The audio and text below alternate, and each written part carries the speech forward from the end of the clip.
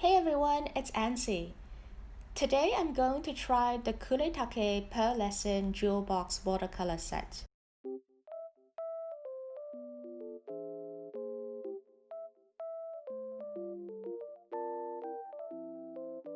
So this set of pearlescent watercolors is made by a Japanese company called Kuretake. It's got 12 different colors and online retailers sell this for around 10 US dollars. You can see that the palette is actually really small. It's around 3 by 4 inches. I bought this because it was on sale and I just wanted to try them for fun. I know a lot of people use these for crafting, stamping, or maybe for making holiday cards. And I bought them because I wanted to use them to add some sparkles to my illustrations. I will just swatch these first so you can see how they look on white paper. The paper I'm using is this Strathmore 300 GSM watercolor paper. I'm using a water brush pen to do the swatching. I've done some research online and apparently you need to add a lot of water to activate this type of paint. Some artists even suggested just adding a drop of water onto the paint first to melt it a bit before applying the paint onto paper. So let's do this gold color first.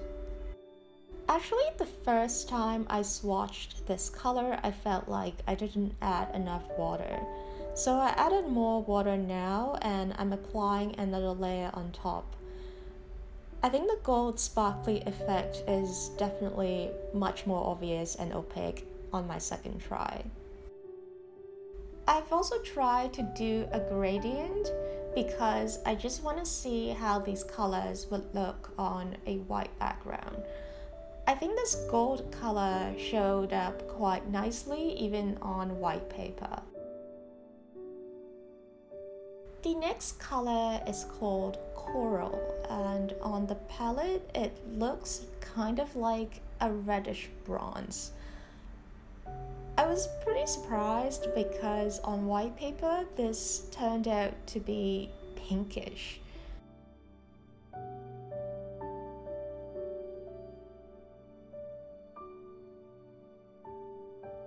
The third color is called Pearl. On the palette it looked like it's supposed to be silver and I think that was what I was expecting. But as you can see, it's actually pretty transparent on white paper. And I don't know whether it was because I didn't add enough water while I was doing the swatching. But anyway, so on this white paper, you kind of just can't see very much with this pearl color. And I really think that this color is meant to go on top of either black cardstock or as like highlights on top of a base layer of dark paint. So while we were talking, I've also started swatching the next color, which is called Black Pearl, and it's actually kind of like a grayish color. As I swatch these remaining colors, I will speed this part up a bit. My initial reaction as I was doing the swatching was that the watercolor breaks on the palette are much brighter and saturated compared to how they actually appear as paint on white paper. I guess when I bought these, I was sort of expecting the paint to look just as bright as the color of the bricks. So to be very honest, I felt slightly underwhelmed. But to be fair, I've also checked out some product reviews done by other people on the set where they've painted over dark surfaces, and in those videos these paints really do show up very nicely if you use dark or black cardstock. So I guess the lesson really here is that perhaps for pearlescent watercolors you just need to apply them on top of something else as a highlight. It's been around 10 minutes and the paint has dried. So here are a couple of close-ups. Actually, I really like the gold and the coral and the pearlescent color, which you can't really see well. but I can see myself using these as the top coat above dark watercolor paintings or Copic drawings. For the rest of the colors, I think they're okay, but I just kind of wish that they are a little bit brighter and more saturated. So I've decided to do a second set of swatches to explore the full potential of these pearlescent watercolors. What I've done is that I've used normal watercolors as a base layer, then I used the pearlescent watercolor on top to see what the effect would be like. I think with any art tool, we just have to keep experimenting with it to get to know how it works.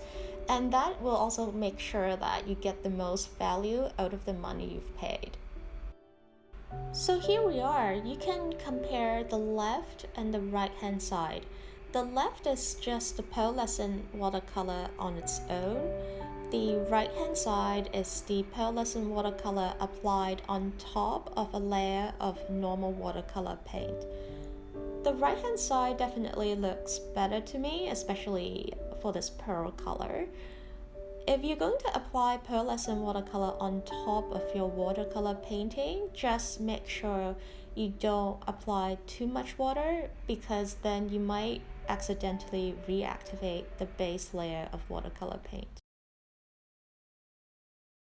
So the last thing I'm gonna do in this video is to apply the pearlescent paint on top of an illustration that I did with Copic markers. The theme of the illustration is moonlight, so I wanted to use this paint to add some sparkly pearlescent effect.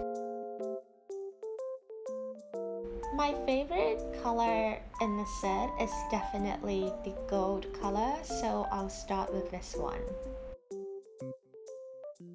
Next, I'm going to apply the pearl color on top of the clouds in this illustration, and I'll also put some glitter as well on my character's uniform.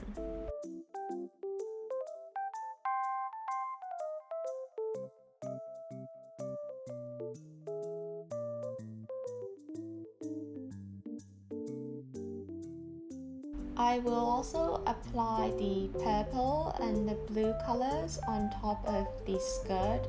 So the purple color is called amethyst and the blue color is called sapphire. After I applied the purple and the blue pearlescent colors, I feel like they're kind of not really showing up as much as I thought they would. So I also decided to add a bit of the pearl color on top of the purple skirt, so hopefully that will give me a sort of more obvious pearlescent effect. The last thing I'm going to do is to use the gold color again and add a thin outline around the character.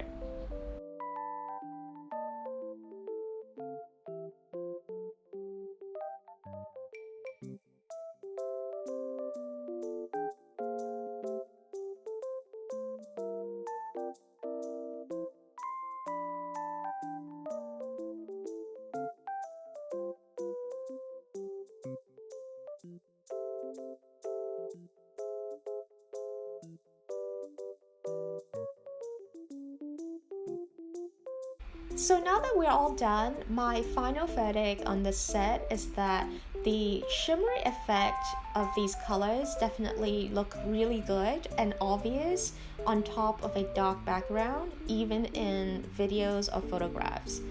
Personally, I like the gold and pearl colors the best, and actually I like them a lot more than the rest of the palette, which is a little bit too desaturated for me. So if you're like me, I would say that you can maybe just buy only the gold or pearl colors on their own rather than to buy this entire palette. Now that all of the hard work is done, it's time for some food. So today I made a dessert called onion tofu. It's kind of like this almond flavored pudding. The ingredients are water, almond pudding powder, and milk. I just wanted to sort of throw this short video up here for fun, and I hope you'll enjoy the cooking ASMR. Thanks so much for watching as always, and I'll see you next time.